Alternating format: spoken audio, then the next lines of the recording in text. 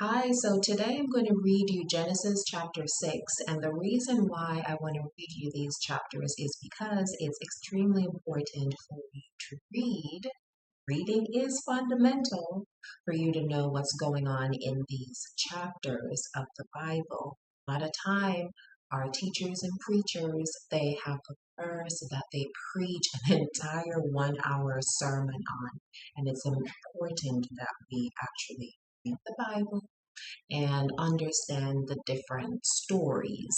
So today I want to read for you Genesis chapter 6. Now it happened when men began to multiply on the face of the land and daughters were born to them, that the sons of God saw the daughters of men were beautiful and desirable, and they took wives for themselves whoever they chose and desired. So, in this period of time, Genesis chapter 6, the sons of God, these are actual angels, they were seeing human beings and they were basically lusting after human beings, the women. They loved what they saw and they thought the women were beautiful and desirable. And they took wives for themselves, whomever they chose and desired. So when you read about that, the war is not with flesh and blood, but with powers and principalities in the spiritual realm.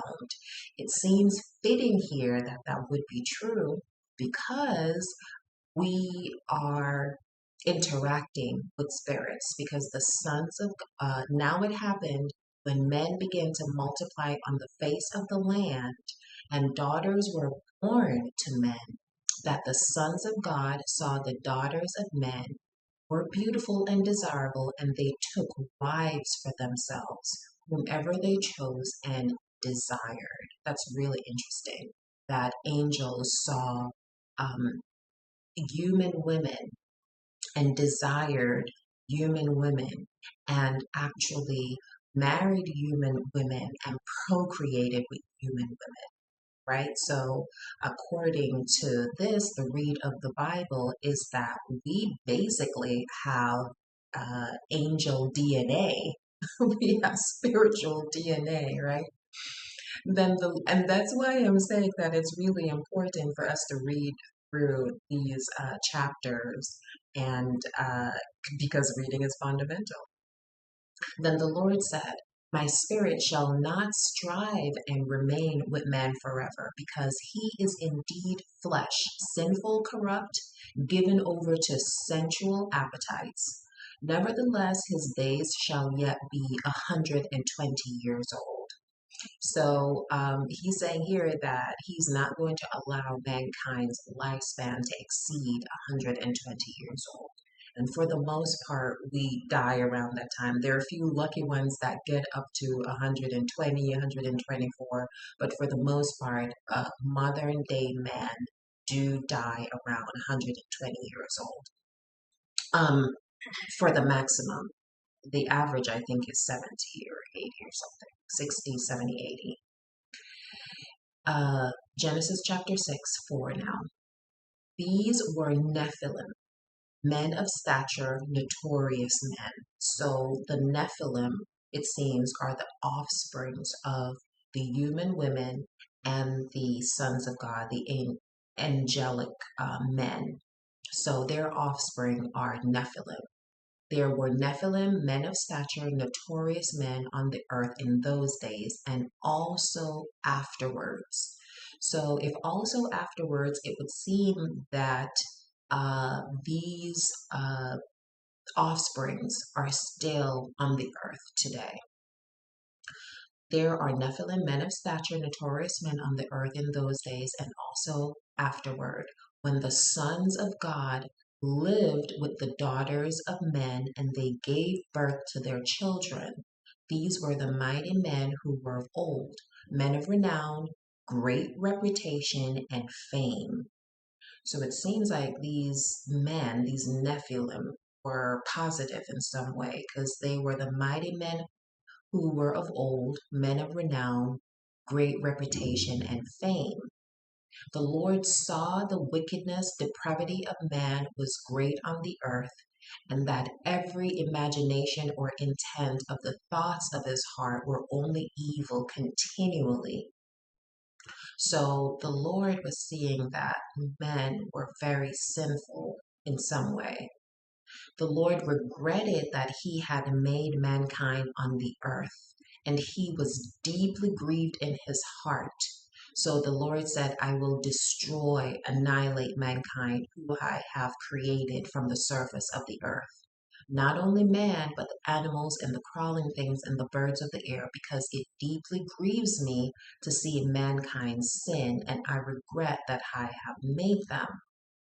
But Noah found favor and grace in the eyes of the Lord.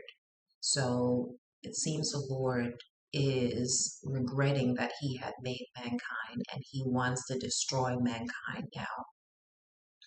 These are the records of the generations, family history of Noah. Noah was a righteous man, one who was just and had right standing with God, blameless in his evil generation. Noah walked and lived in habitual fellowship with God.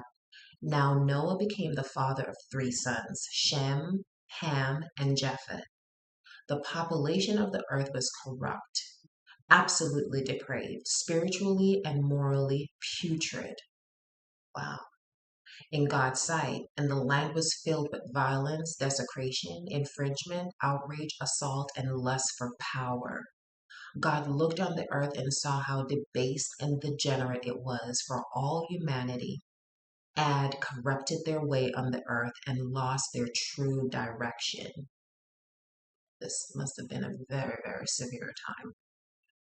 God said to Noah, I intend to make an end to all that lives, for through man the land is filled with violence.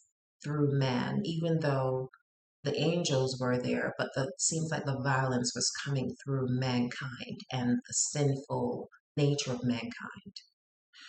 So verse 13, God said to Noah, I intend to make an end to all that lives, for through man the land is filled with violence, and behold, I am about to destroy them together with the land.